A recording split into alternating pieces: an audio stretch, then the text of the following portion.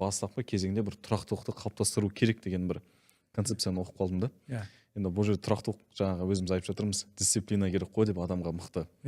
Сол дисциплинаға бүйтіп жай көрсек, дисциплинаны қалай қалыптастыру керек? Өйткені қазір жылдан жылға енді жаңа ұрпақ келе жатыр, жаңа кезең келе жатыр. Адамдарды бір скроллингпен телефонда отырып, жаңа бір дисциплина бір кетіп бара жатқан секілді да.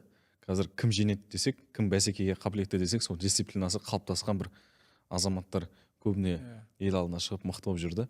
Сол дисциплинаны қалай қалыптастырасыз өзіңіз жеке? Дисциплинаны негізі табиғатымызда бәрімізде бар. Мысалы, тамақ жеуді ұмытып кетпейміз біз. Білмеймін, туалетке баруды ұмытып кетпейміз. Біз дисциплинированный бәрімізде бар. Бағытын таңдап алуым керек. Қазір сіз күшті айттыңыз, кедергі көп. Кедергі көп. Мысалы, мен өмірімде бірінші курста сотка ұстағанымда айфонды көргенмін, оқушымдікін. Мынау не деп ше? Ол маған прикол ұстаған, ашыңшы деп, мен айтым, кнопкасы жоқ қой мынаның деп ше. Ол күледі, кнопкер жоқ деп, мен қалай кнопкер жоқ? Бізде жаңағы Nokia черно-белый. Осы мүмкіндіктер пайда болғалы, әлеуметтік желі пайда болғалы, интернет пайда болғалы, ютубымыз бар, жаңағы неміз бар, телевидение, жаңалықтар біздің дисциплинаға сәл-сәл әсер етеді бұл. Енді дисциплина мәселесі тұрақты істей алу бір істі. Тұрақты істей алу, ол жерде маған эмоциялар кедергі келтіруі мүмкін. Мысалы, бір қорқып тұрмын дейді да, мен айтамын, қорқып тұрып істей берсеңші деймін да. Ұялып тұрмын дейді, давай ұялып тұрып істей берейік. Шығуға қорқып тұрмын, қорқып шығайық. Айтайық сол жерде, мен қорқып тұрмын, бірақ шықтым деп та. Эмоцияны жасырмау керек. Эмоцияны жасырмау керек та, эмоцияны жасырмау керек. Бірінші кедергі, мен эмоциямнан қорқып кеткен кезде, бұл дисциплина эмоция. Екінші кедергі жаңағы айтқан, бүйтіп андай көп асаймын деп, асау деген, көп асаймын деп, түк асай алмай қаласың. Сондықтан бөліп, аз деп санамау керек. Мен алдында оқыдым, күніне 5-ақ бет кітап оқыған адам бір жылда 14-17 кітап бітіріп тастайды екен. Мен сұраймын ғой адамдардан, сіз 17 кітап бітірдіңіз ба биыл десем, ойланып қалады да. Бірақ күніне 5-ақ бет оқысайсың, ой, кімді алдайын деп тұрсың дейді. 5 бет деген не ол дейді, кітап қашан бітеді ол дейді.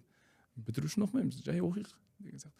Екіншісі осы ғана көп асаймын деп, дисциплинаға кедергі. Үшіншісі, бағанағы біз бірінші айтқан бағытымды білмей қалу.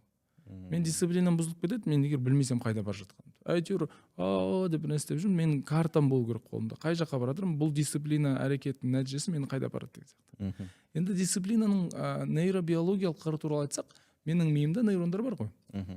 Дисциплина нейрон мен нейронның арасы мықты байланысқан кезде, ол жерде синапс бар. Екі нейрон бар, ақпарат тоқ арқылы жүреді, енді синапс бар. Синапс пен синапс көп ақпарат жүрген сайын ол жерде миелиновая оболочка қапталады да, бұл әдет болып кетеді. Екеуінің арасында ақпарат өте тез жүрген үшін мен миым сол жолды таңдайды, бұл маған әдет болып кетеді. Енді әдет болу үшін ғалымдар бірнеше вариант ұсынады. 21 күн дейді, 42 күн дейді, 90 күн дейді. Гомеостаз 90 күн, 42 күнді көбінесе ұстанады, 21-ді қазір тіпті кейбір ғалымдар өтірік деп шығып жатыр, жарайды енді. Айырмашылық жоқ. Бұл не мәселе? Мен егер кітап оқуды өміріме әдет қылғым келіп жатса, мен күнде осы кітапқа қатысты нейрон жұмыс істеу керек. Күнде. Бәлкім кітап оқимын күнде, бәлкім кітап туралы бір нәрсе тыңдауым мүмкін. Ең болмаса кітап туралы ойлауда, ең болмаса жатар алдында қатты қиналып тұрмын, басым ауырып тұр, оқимын десеңіз, ашып, бір қарап, оқымай-ақ, бетіне қарап, жауып тастау да. Неге? Өйткені менің миымдағы кітапқа қатысты нейрон тоқтамау керек. Үздіксіз. Күнде жұмыс болу керек бұл жерде. Күнде бір әрекет болу керек та. Тура сол спортқа қатысты. Күнде спортпен айналысуға болмайтын шығар бәлкім, аптасына 3 рет дейік. Бірақ айналыспайтын күн, аптасына 3 рет бардыңыз да бокспен айналыстыңыз, нейрондар жұмыс істеді. Айналыспайтын күн ше, сөйлесейік сізбен бокс туралы. Қандай техника бар, кімді танисыз деген сияқты. Міне, ол тура сол нейрон жұмыс істейді. Басқа күн бокс туралы кітап оқиық. Тым болмаса бокс туралы білмеймін, бір рилс көрейін да. Менің миымдағы жаңағы сол тақырыпқа қатысты нейрондар жұмыс істесе болды. Енді бітейік. Мен айтам, 6 апта деймін, 6 апта шыда деймін да.